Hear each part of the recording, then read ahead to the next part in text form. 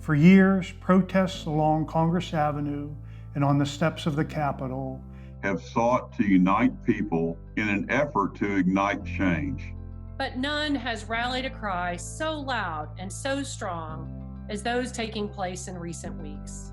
The impassioned pleas still echoing in the streets downtown and throughout our community have resonated. The community is calling for change, and so too are the members of our own organization. Black Lives Matter. Black Austin matters. As stewards of the public space where people come to gather, the Downtown Austin Alliance board and staff commit to listen and actively participate in community conversations. Dedicate our resources to make positive and meaningful change downtown. Strive to truly make downtown a welcoming place for all. Work with community and elected leaders towards substantial changes in law enforcement. Changes that result in fair and equal public safety for everyone, without bias, injustice, or racism.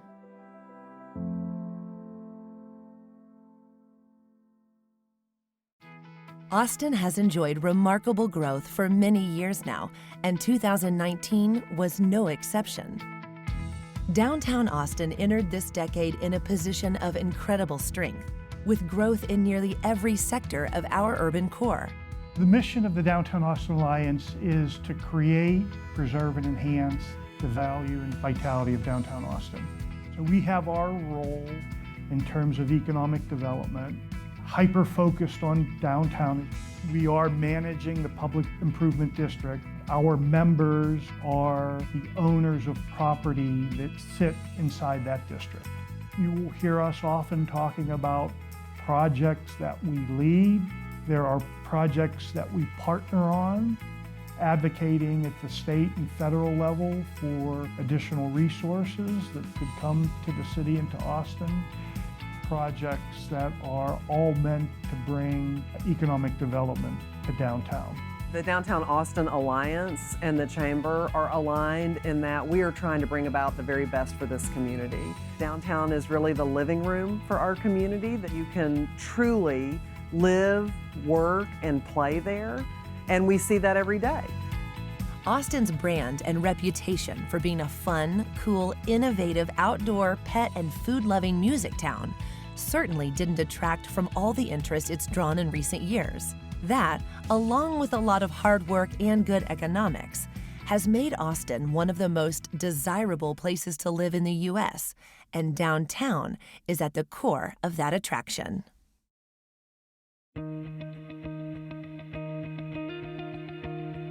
2019, when you look back at the state of downtown, right, it was the #1 real estate market in the country. We had projects that were being delivered, projects that were ready to start construction, and projects in the pipeline that were very significant. The economy is strong. Austin is looking at some big important issues like transportation and mobility, homelessness, those issues that cities face as they grow. But we were approaching those issues as a city that really has to dig in and solve some of those bigger city problems. At the same time, we were enjoying really low unemployment and business growth. One of the strongest years on record in Austin for office absorption, for new apartment development and absorption of apartments, condo sales.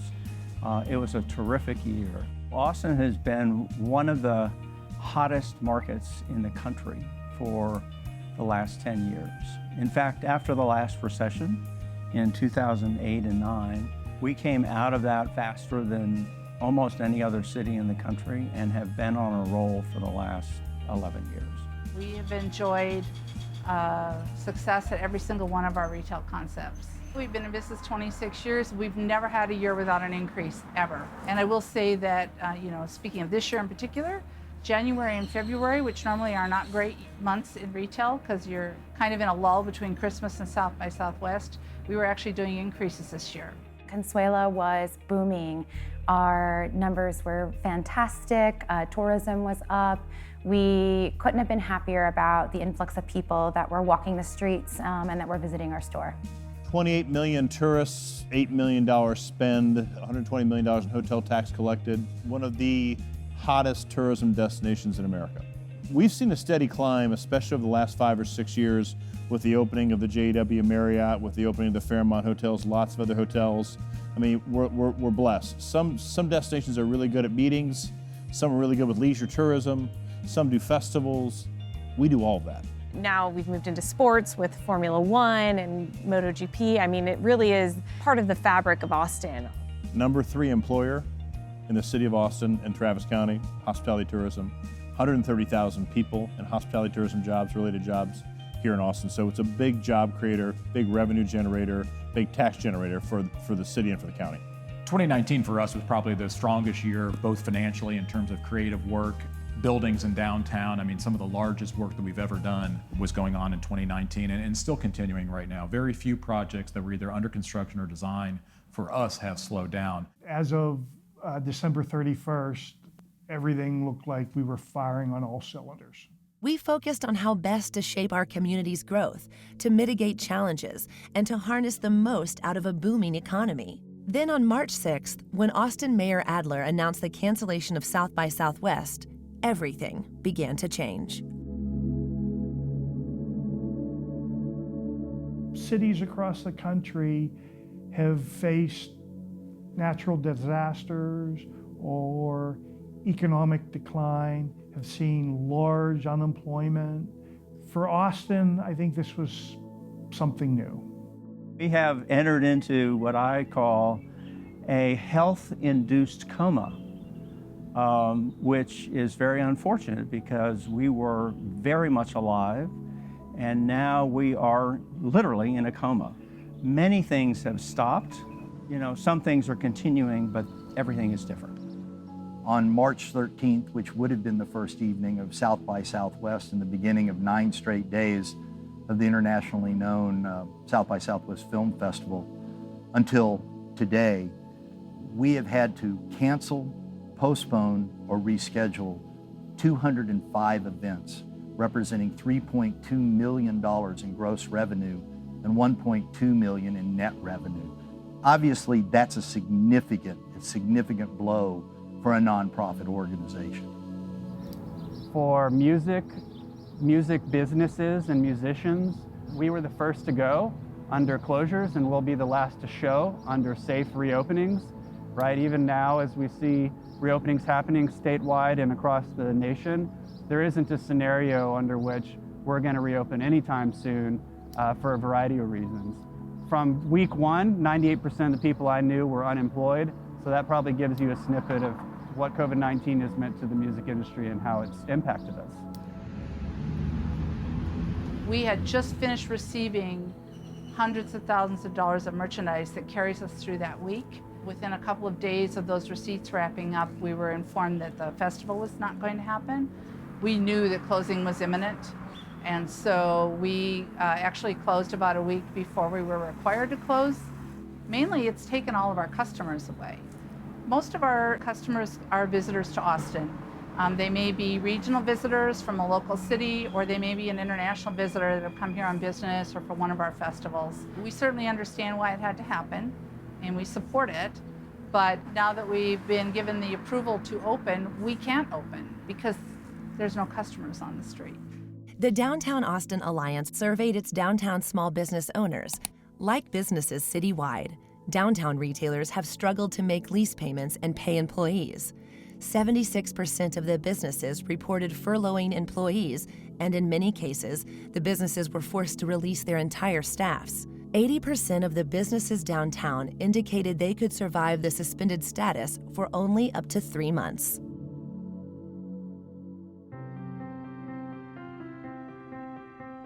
On March 6th, we had about 7.5 million square feet under construction, somewhere in the range of 20 million square feet that was in the planning stage. For us, it was a call to action. We have a group of 45 individuals who provide safety and hospitality services on the streets of downtown.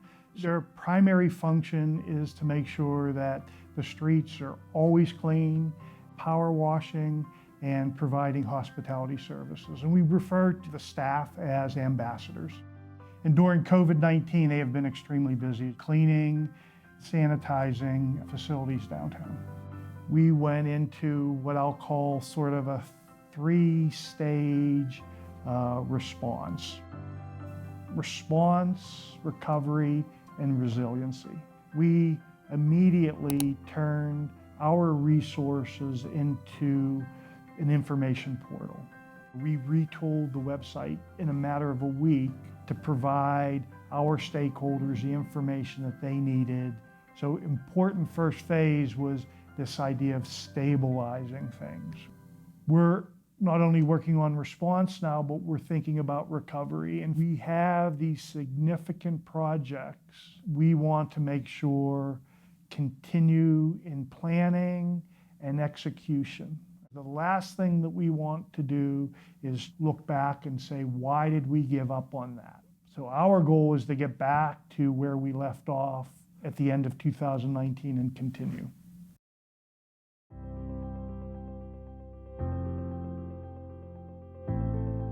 If I had to identify the projects that are critical to the recovery, first would be Project Connect.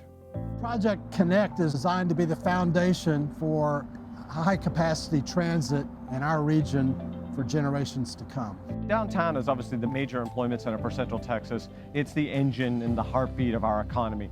Right now, lots of people drive and take transit into downtown. It's heavily congested, especially during rush hours. We need more people on transit. Getting through that congestion with dedicated right-of-way for light rail, we can move a lot more people, get out of the traffic, and allow the cars to move better because they're not caught up in our transit traffic. Infrastructure projects like Project Connect are always good for employment. It will obviously create a lot of good construction jobs for a number of years. Once the project is completed, we'll have a whole new industry of people running trains, conductors, engineers. But it's also great because it allows us to be economically competitive with our peers. We got to be able to get workers to work without having extraordinarily long commutes, and then things have to be affordable for business development here to be competitive. So Project Connect is a necessary item if we are going to be economically competitive in the future. We need a robust plan that people can see a regional solution, a multi-generational solution.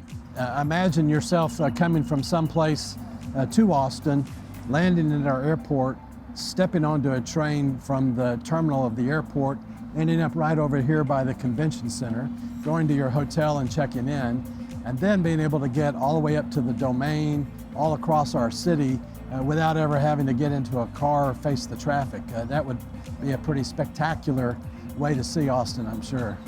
Having a complete transit system that helps mobility in and around the region is essential for a city that is going to double in size.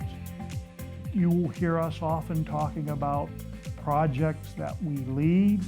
For example, the vision and master planning for I-35.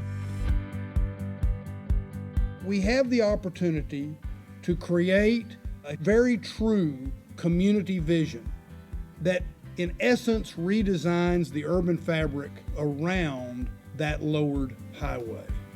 So the Downtown Austin Alliance involvement was really to plan for experts to come to Austin and advise us, preparing the information, assembling a leadership team and a working group to be able to identify what the opportunities are. I also work with the Downtown Austin Alliance, and them championing this project, I really have a lot of respect for them taking this mantra up. It's a big undertaking, and they have their heart and their mind in the right place to make this kind of project really work for the area, the region, and we couldn't have picked a better champion. This project has the opportunity to benefit all of Austin, if not all of Central Texas. We're looking at the area surrounding the interstate. How do we build caps over I-35? How are we going to manage those caps? It'll be public space, and the development that will occur around I-35. So new development and making sure there's an equitable development strategy behind that. There are projects that we partner on, for example, the Waterloo Greenway. right now under construction is Waterloo Park, which will include an amphitheater. Green space and parks is so important.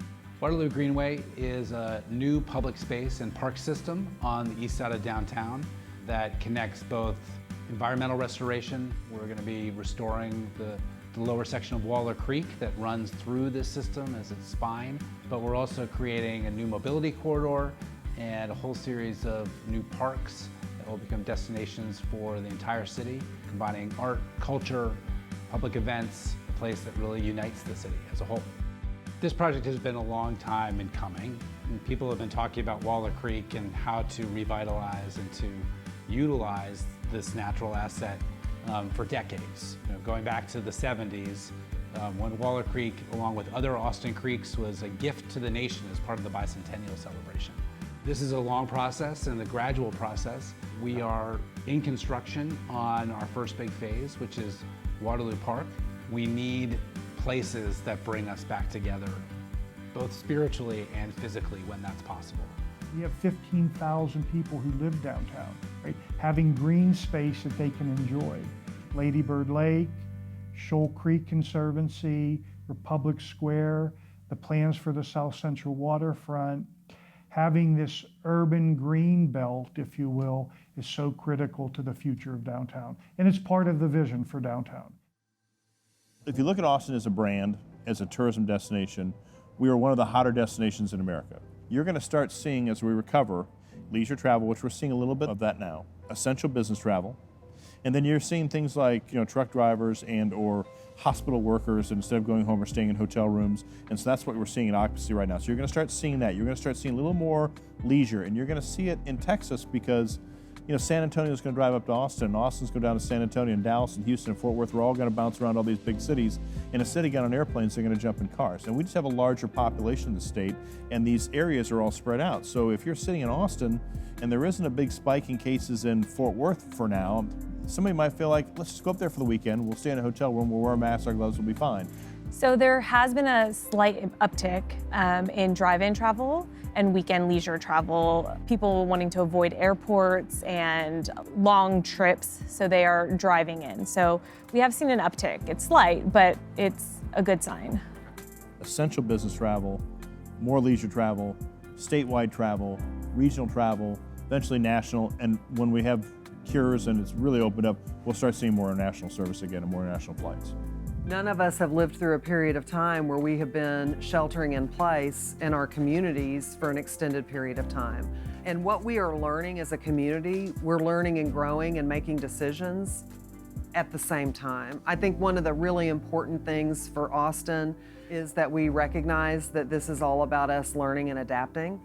We are a city that is known for innovation all over the world, and we have all of the people and skills right here in Austin to adapt and learn as we move through COVID-19. I think we're in a very strong position. Having a heavy tech community, I think, is advantageous to us. Being a place where people want to live. We have an emerging innovation district and the medical district and the work that's going on. So the innovation district is a concept, an idea, as much as it is a bounded region, very close to downtown, right next to the Capitol, and right across the road from Dell Medical School. Because of what it's surrounded by, it is very well positioned to be a hub of activity that's related to some of the energy of downtown Austin, especially around technology and the arts. And then because it's right next to Del Med, it also has an infusion of all of the ideas that would be necessary to really innovate in health. It is an idea that is, frankly, already at the heart of Austin, but in the way that we've defined it, it now integrates some of the possibilities that the medical school brings to this community.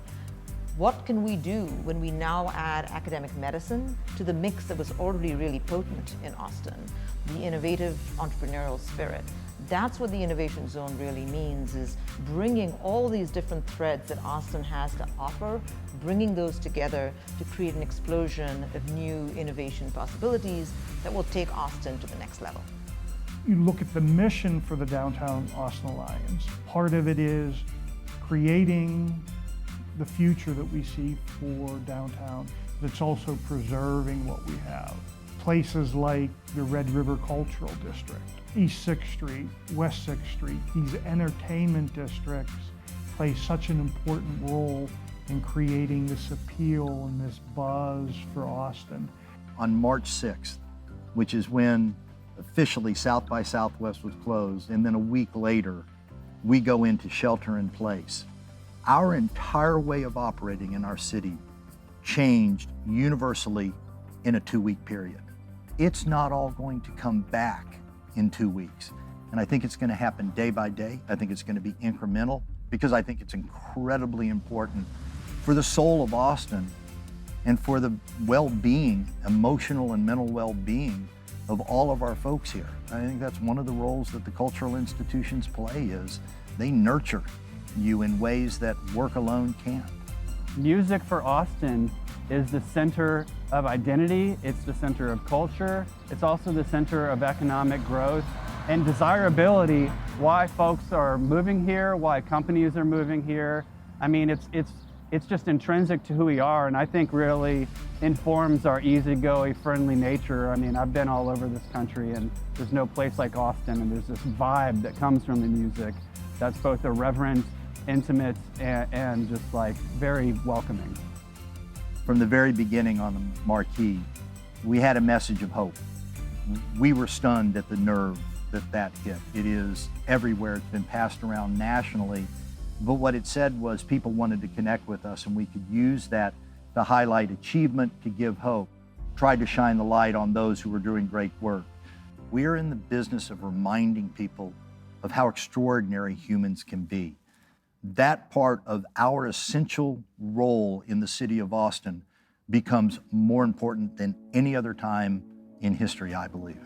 People are already observing and predicting that Austin, because it has demonstrated resilience over time, will be one of those places that recovers the fastest. All of our partners in the community, including the nonprofits that are working so hard on the front lines of COVID-19, it's going to take all of us being very thoughtful about how we move from a community that is sheltering in place to a community that is starting to reopen, and making sure that we do that thoughtfully, making sure that we use the advice and the data that's being generated by our public health officials to make this transition smooth, and to recognize that there might be moments in time where we have to take a pause and evaluate that data, stay put where we are with reopening, wait for results to come in, make sure that people are healthy, and then move forward. We have shown resilience in the past, and my sense is that we will come out of this faster than many other communities, just because of the underlying attractiveness of the community and the desirability to get things going in Austin. I'm eternally optimistic. I think Austin is probably one of those unique gems of the city and in the country. I think that we will have a renewed focus. I think a lot of those things will probably reinvent themselves in terms of the size and scale of those projects, but I think Austin will probably be one of the strongest markets to come out of this. Austin is certainly in a better position to not only survive, but I think ultimately, if we have the right plan in place, benefit from what we might see coming out of the other side of COVID-19. It's a place that I think people really want to migrate to, even considering that we're not going to continue to see the growth that Austin has been experiencing. We will get back to that growth pattern without a question. One of the things that the Downtown Austin Alliance done an amazing job at identifying is the role of the public realm and public open spaces to the future of downtown as a vibrant place that serves the broader community. The Downtown Austin Alliance Foundation was created to implement key projects that support the Downtown Alliance's vision. Through public space activations, place-based research, investment, and partnerships, the foundation is helping build a downtown everyone will love. A recent example of the foundation's work is its Writing on the Wall series. We brought in nationally renowned artists that produced this huge mural, right? It's 11 stories high. The mural in and of itself was not the entire project. We had educational programs, screenings of movies in some of the movie houses. The important piece of this is that artwork, right, is part of the public space.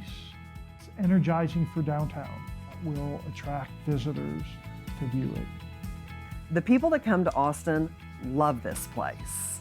And when you love the place that you live, that's motivation to make it the best it can be. That's motivation to solve problems. That's motivation to work together because your common purpose is Austin. Downtown is the heartbeat of Austin, right? It is a huge economic generator, tax base.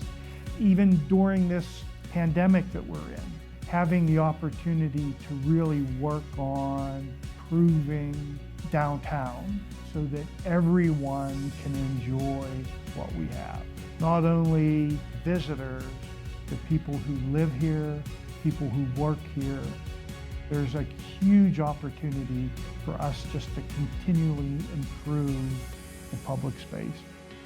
While it will take time, effort, and more than a little ingenuity, Austin will survive COVID-19, and downtown will make a comeback. Our city will reclaim positions on coveted top 10 lists, and the list will work hardest to make strongest, most resilient U.S. cities post-pandemic. This program made possible by contributions from our sponsors.